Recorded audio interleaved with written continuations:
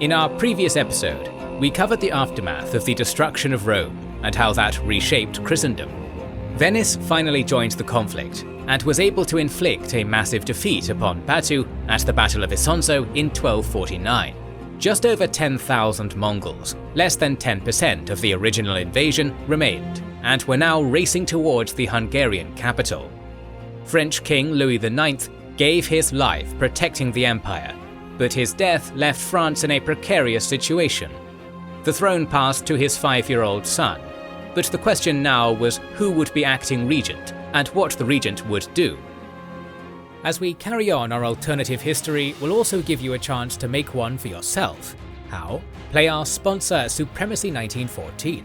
It's a game where tense, slow-paced World War I battles play out over weeks, and you're tasked with battling or allying with up to 500 other players to establish your chosen nation's supremacy.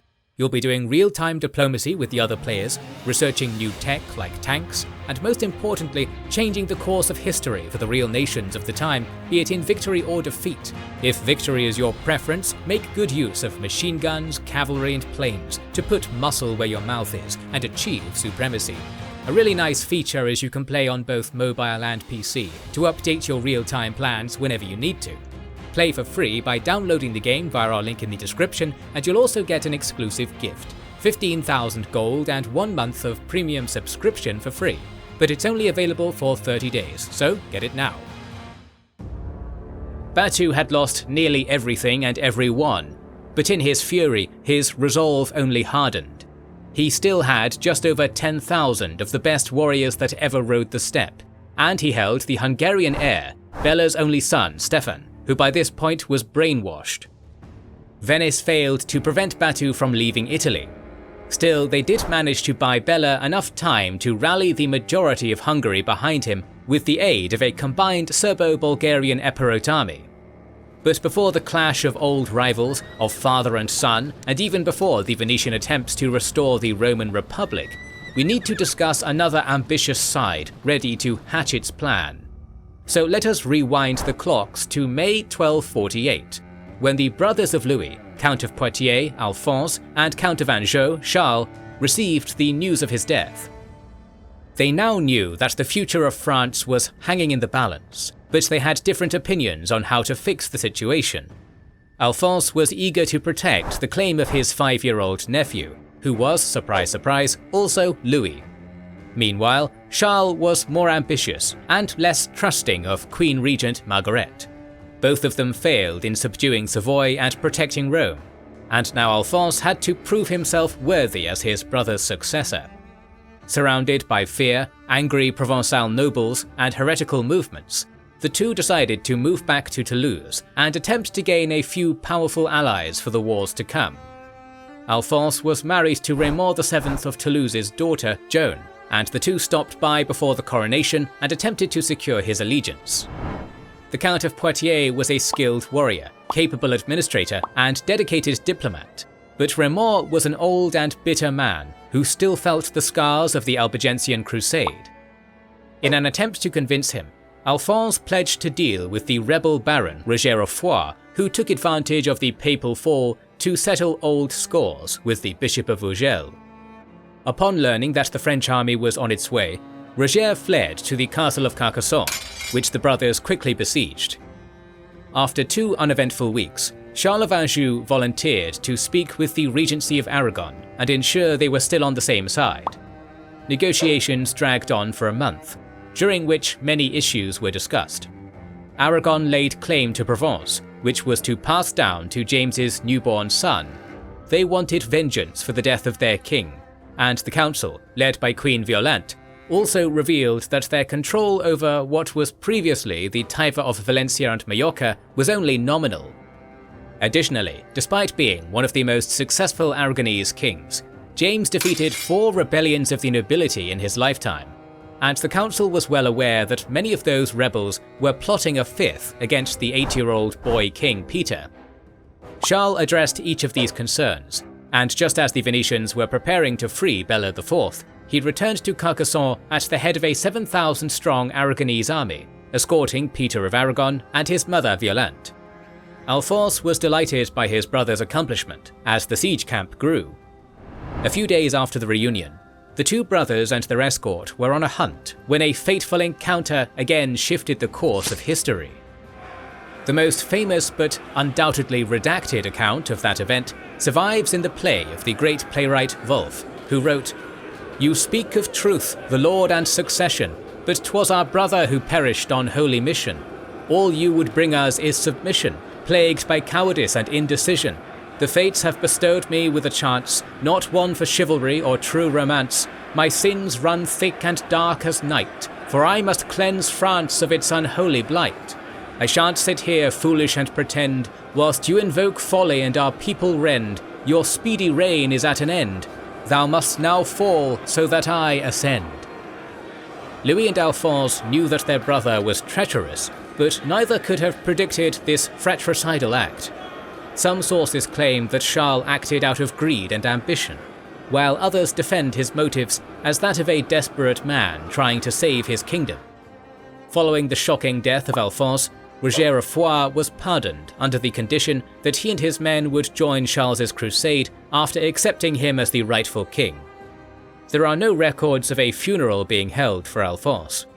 Instead, a huge wedding feast was thrown in Calais, an exclave of Aragon's crown within Toulouse's territory. The city's symbolic location fit perfectly to the occasion, as the houses of Toulouse and Aragon were joined in matrimony. Raymond VII narrowly avoided the end of his bloodline and the loss of his territory to the French crown by marrying Princess Yolande, James's firstborn daughter, who was merely 12, while his own daughter, Joan, married the young King Peter, who was 8. To add to the celebrations, Charles also remarried Beatrice of Provence, adopting her newborn that was most likely his own. While at the dinner table, Charles reportedly said, "I told you, my love, you will never be shunned by your sisters again, for now thee are of a greater queen than any of them." While the latter marriage was more than just a political move, Charles sacrificed one of the most wealthy parts of his domain, even ceding the territory the French crown held, most importantly Narbonne. In return, he gained two powerful allies, which were previously huge rivals to France, allies that he needed for what he was about to do next.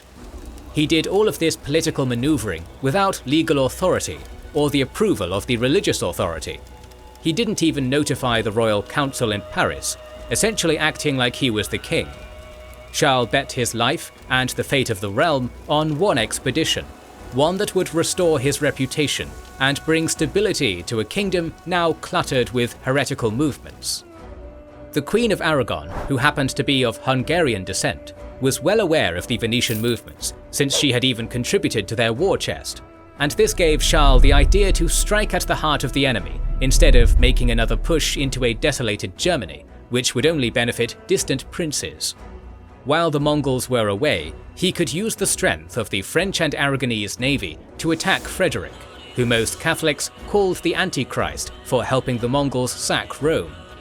Batu was far away, but Charles knew that destroying Frederick would give him the status of the Defender of the Cross, and all the legitimacy he needed to take the throne. A grand ceremony was held in Narbonne, where the combined army of French, Occitan, Provençal, Aragonese and Catalan soldiers took the cross, with only a small portion of Alphonse's men deciding to return home to Poitou. The combined force of 9,000 boarded over 200 vessels and headed east in mid-April 1249. Along the way, they stopped and resupplied at Marseille, Nice, and then crucially stumbled upon a besieged Genoa under attack by Emperor Frederick II's forces. While Batu was away, the emperor was busy solidifying his hold over Italy. As he took over Florence and Bologna, Ezzelino captured Piacenza and Bergamo, while his illegitimate son, Enzo of Sardinia, secured the island with the help of the Pisan fleet. The Genoese had lost valuable men in their effort to save Rome, but they failed to save Genoese Pope Innocent IV, so they begged Charles to help them defend their city. However, the French would-be monarch wanted a complete victory, and he knew he wouldn't get that in a prolonged siege. He needed a decisive clash to secure his position as the Crusader king Christendom would rally behind. So he sent an envoy to Frederick, laying out his entire plan. Charles told the emperor that he would invade his Sicilian kingdom, the first domain he had held since he was 3 years old, and to quote, "Watch each one of your devil-worshipping subjects fall within the volcano of Mount Etna." The message was loud and clear, and after scouts reported the sight of the massive French fleet, Frederick was presented with a dilemma: abandon the siege of Genoa and race to the rich and fertile kingdom of Sicily, or call out Charles' bluff. 2 days passed, and Charles made sure horns were blown on every ship as he announced his passage to the south. The risk was too big, so the siege was lifted, and Frederick prepared to meet his foe in the south. Genoa agreed to lend a portion of its fleet, adding to the great numbers of the French navy, which made another stop, but this time in the hostile territory of Pisa. With just a handful of ships to defend its harbour, the Maritime Republic didn't stand a chance. Boarding vessels holding horses hit the shores, and French knights charged out against Frederick's most valuable Italian ally, as Pisa's fleet was a decisive factor in the war. The city bore the brunt of the fury shared by many Christian crusaders. There was no longer any threat of excommunication, and Charles knew he couldn't stay for long, so none were spared. With the fleet and soldiers away in Sardinia, the city was defenseless. Men and women ran across the cobbled streets in sheer panic as soldiers looted and butchered whatever they could get their hands on. A few members of the newly sprung heretical groups opened the gates to the invaders. Charles gazed upon the most beautiful cathedral outside of Rome, standing next to the 30-meter Tower of Pisa. Within just a single day, both were pulled to the ground with the help of mules and oxen, before the troops loaded their spoils on the ships and sailed off. Frederick had hoped to unite his force with that of the north, but now he was well aware that he had no time to waste, so he raced south. The supplies Charles had gathered were crucial for surviving the journey to Sicily, which was not at all a bluff, since there were no friendly ports where they could stop and restock. But before long, the island he studied in great detail, with the help of Catalonian cartographers, was in front of him. The fleet headed west, leaving a third of the total force close to Trapani, while the main force continued to Gela. The island's geography made it very difficult for an army without a navy to coordinate its attacks, which gave Charles the advantage. Unfortunately, upon his arrival, he was surprised to learn that there was fierce resistance among the locals, who remained loyal to Frederick.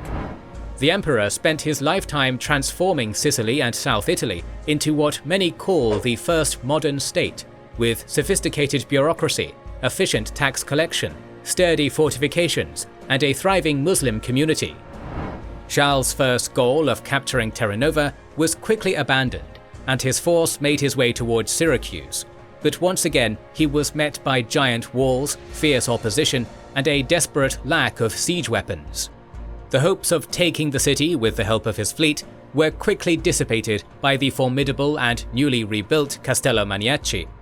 This mission was further complicated by the fact that despite what he told Frederick, Charles could not afford to plunder the prosperous kingdom, as that would go against his cause. He wanted Pisa to be the exception and not the norm, but maintaining order amongst his ranks was getting more challenging by the day. Once again, the last major city his forces marched on was impossible to take, as the Castello Ursino, which was constructed 2 years earlier, was impregnable, rivaling most of the continental castles of its time. Charles could plunder the suburbs, but could not establish a foothold in Sicily without popular support. Despite his reputation abroad, the Sicilians highly revered Frederick, a fact the French king failed to predict. It was already June, but instead of risking the disintegration of his force, Charles loaded his army on the fleet, which had been shadowing their every move, and sailed north, unsure of what his next move was. But just when he thought he'd made the worst gamble of his life, Charles spotted the Imperial fleet at the Strait of Messina at noon on June 15th. Frederick assessed the situation and was fully aware that the French were in a precarious position. Should they head west, they would be abandoning the entire campaign. However, they were likely to blockade and lay siege to Messina, or worse, land in mainland Italy near Calabria, so he took his fleet to one of the most narrow straits in the Mediterranean. Initially, Charles' fleet comprised 26 French vessels and 18 heavy Aragonese ships, with another 12 galleys, 17 Genoese and 6 Provençal galleys for a total of 79. However, 18 ships were still with a third of the army, invading the island's western side, reducing the total number to 61, not including the cargo ships, which were twice as many. Meanwhile, the imperial fleet consisted of 37 heavy royal ships and 22 Genoese galleys, captured after the Battle of Giglio in 1241. The Sicilian ships were some of the best warships in the Mediterranean, outfitted with towers and raised platforms at the front and back of the ships. On top of that, Frederick had a large company of Muslim archers from the southern colony of Lucera, renowned for their accuracy. Unfortunately for him, however, his army was being moved from Reggio to Messina, which meant that a good portion of his ships had fewer knights than his opponent. The emperor was aware of his vulnerable position and the presence of Charles in eastern Sicily, so he took precautions. 26 of his heavy ships were tied to each other using iron cords and positioned at the front, guarding the traffic of transport ships, while the remaining 11 sat at the back. Both sides arranged their formations in the prelude to the Battle of Messina. Charles had the wind on his side, but he needed 2 hours until his lines were drawn. By the time the coalition was ready to make their opening move, 12 of the 22 captured ships had already moved to the imperial flanks, each one filled with capable soldiers. The first to engage was the front line of 16 heavy Aragonese ships, which picked up speed from a gust of wind between 22 and 24 knots. Hundreds of crossbowmen fired at each other from both sides, but the raised platforms and towers gave the advantage to the imperial fleet, while the chained formation prevented it from breaking apart. The Aragonese sailors quickly picked up on this, and they began to gang up on a few of the ships, firing at them from multiple angles. A few of the other ships broke the iron tethers in 3 locations, breaking through the first line.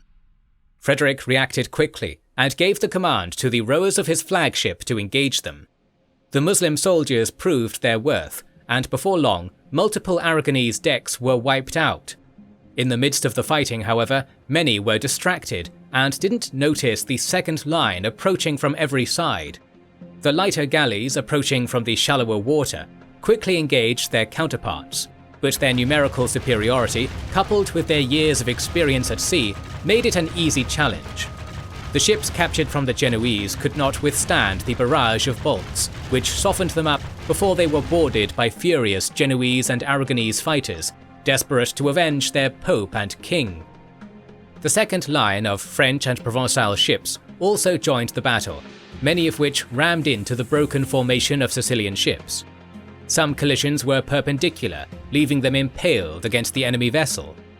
Grappling hooks were used to pull the imperial ships closer, until French knights in full armour boarded the enemy decks, where intense fighting ensued under the watchful eye of Mount Etna, which was seen in the distance. The first line, commanded by Admiral Ansaldo de Mari, was now scattered. Still, the skilled commander ordered his men to perform the Periplus maneuver, the feigned retreat of the seas, which the Greeks used at the Battle of Salamis 1,728 years earlier. The rowers on the ships that weren't yet boarded began to pull away, while Frederick's second line attempted to squeeze in between the gaps and turn the tide.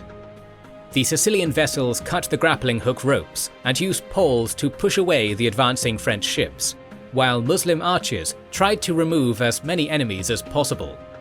On the centre's right side, the successful maneuver resulted in the destruction of the oars of 3 Provençal and 2 French ships, knocking them out of the battle. 6 hours into the battle, the fighting was intense, as exhausted rowers left their stations and picked up a weapon. Sicilians boarded French vessels, and Aragonese marines jumped on Neapolitan ships, both sides struggling to survive. Overall, the heavily armoured French knights proved more effective when boarding, but Frederick had a ranged superiority, leaving the battle a stalemate. But that was when the Aragonese and Genoese galleys appeared at the rear. Both flanks had been cleared, and now over 20 ships attacked from the opposite side. The Imperials fired ballista bolts from the towers and sprayed the enemy with oil, which was then ignited using flaming arrows, causing many casualties. but as the sun began to set and the noose tightened, morale began to wither. Bodies littered the waters, attracting sharks and other predators. Priests gave wounded soldiers their last rites in the middle of arrow fire, and people from either side of the strait gazed upon the epic clash. But then, 2 hours before midnight, Frederick's flagship was boarded by a group of knights in Charles' retinue. The emperor hid away, but as his fate became more and more certain, he ordered one of his bodyguards to take his life so that he wouldn't be paraded through the streets of Paris. Charles went to Sicily for a decisive victory, and while he didn't imagine it to go the way it did, as he looked upon the vanquished Antichrist, he knew his status was solidified. This was precisely the victory he needed if he wanted to gain the crown, for back home in France, the widowed Margaret declared herself Queen Regent, with the backing of England, Brittany, Flanders, Navarre, and most of northern France. The War of the Provençal Sisters had begun. The fate of France would prove to be the most important but not only arena, as the whole of Europe was now plunged into conflict. Don't worry, we will talk about it down the line.